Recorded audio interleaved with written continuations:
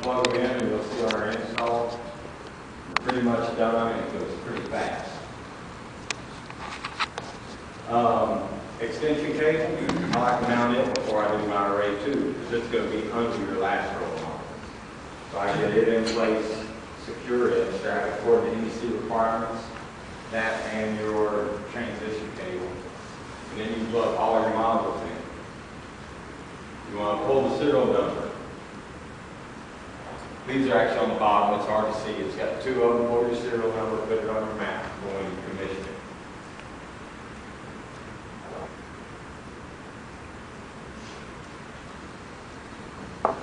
All the cables on Solarbridge inverters are tray cables, extended run, which means they can be rated, or they are rated, for wiring in free air, sunlight resistant.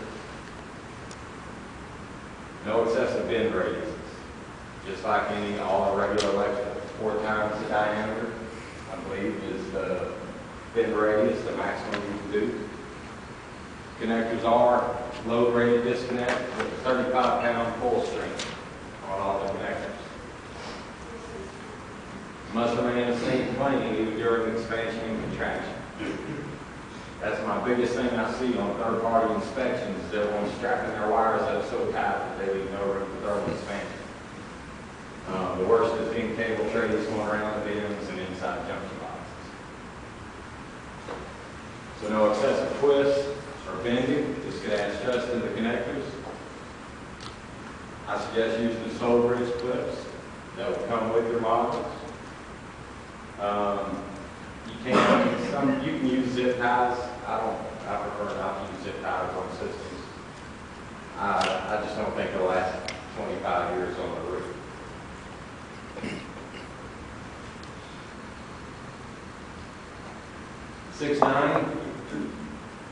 Requirements Article 6.9 containing PV source circuits shall not apply to AC modules. So we don't have to have grounding for the DC and AC side. We just have to do regular AC grounding. The 250 dot, I may be wrong in these codes, I'm going to remember. 250.54 through 63, I believe, covers the AC grounding modules. You do not ground the inverter or your module, it's all integrated. When you plug them in and tie them into the transition box, it grounds everything for you. Which I think is great. We've had some people do in-phase, any other detached microinverter. How's the grounding on that? So it's a ton of grounding. Even with string inverters, it's a ton of grounding, depending on your access.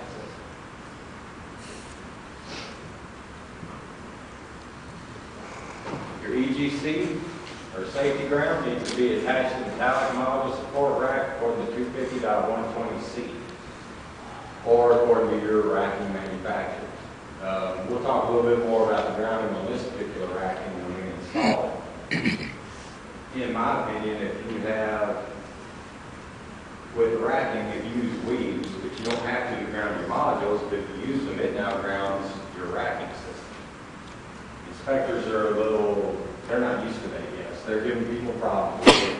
They're used to seeing the ground wire on the rails, and that in turn grounds your modules. Well, now our modules are grounded, and with a weave or a self-grounding rack, they ground the rails. Some areas inspectors are okay with it, some I think just aren't educated on it. Yes, sir. Is this plastic UGC ground from module to module, or is it still weaves from the module to the ground? The ground's in your cabling, which grounds your inverter, the inverter grounds the module. So every single one is grounded through the cabling. So when you ground this, you have to put the EGC on the rail and that's it? Yes. If you're going to put EGC on the rail, you can go from one end right into your box, and that's it. Now all your modules are grounded through the inverter, and then your rails are grounded through your number 6 bear. But in all reality, what I think, like this racking is self-grounding. It bites through the anodized coating of the module, and this module is actually going to ground the rails. That's the protection part of inspectors.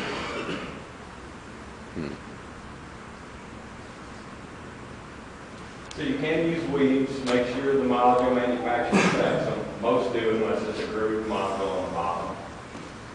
They are supposed to only be used once to get to pull them up, which is another great thing. How many people install them has got 6 modules down and notice you're running crooked and have to straighten it. As soon as you pull those modules up, you got to throw all the little 89-cent weaves away and get new ones. So if these ground themselves, we don't have to concern with that anymore. You can pull them up and put them down as many times as you want. You do want your support rack grounded according to NEC or manufacturers. It can be connected to a separate ground line. With a typical DC system, we can't go from the rack and go to a ground rod and worry about lighting because then your GFPI doesn't work. Now, if we're in a high lighting area, we could take the ground wire from our rack and straight to a ground rod, which it would have to be tied to the other one, of course, but you can't do that typically on a residential system with a central inverter. Surge arrest can go right in the junction box on the roof or in the electrical panel. Questions? Comments?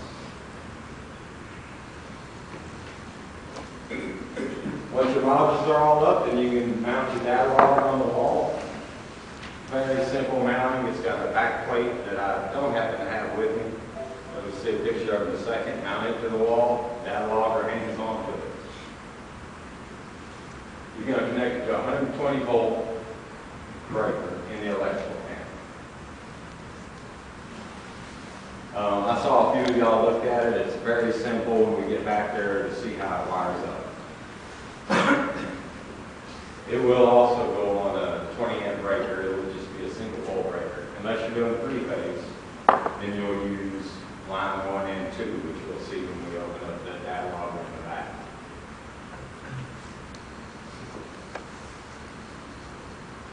The recommended practice for the breaker on the data logger is right next to your breaker in your electrical panel.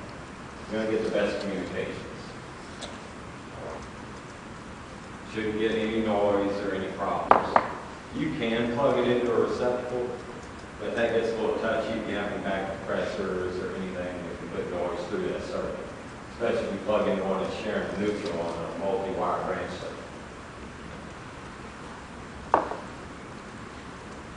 And the data logger can be mounted outside, which I think is great. This is the bracket, the mounting bracket. So it hangs almost like most central inverters you used to. It hangs right on the top, 2 screws in the bottom to secure it. Ethernet requirements is a Cat 5 straight cable. Run into your Ethernet system or into your router into the house. You don't have to hook this up to the internet for it to work. You can read it just like a regular inverter. Or if you're in certain areas, you don't even have to install this for the system to work. It will work without it.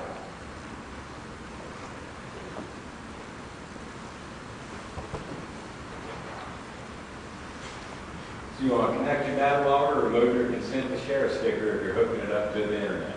You'll have a sticker over the port to peel off for you to plug in.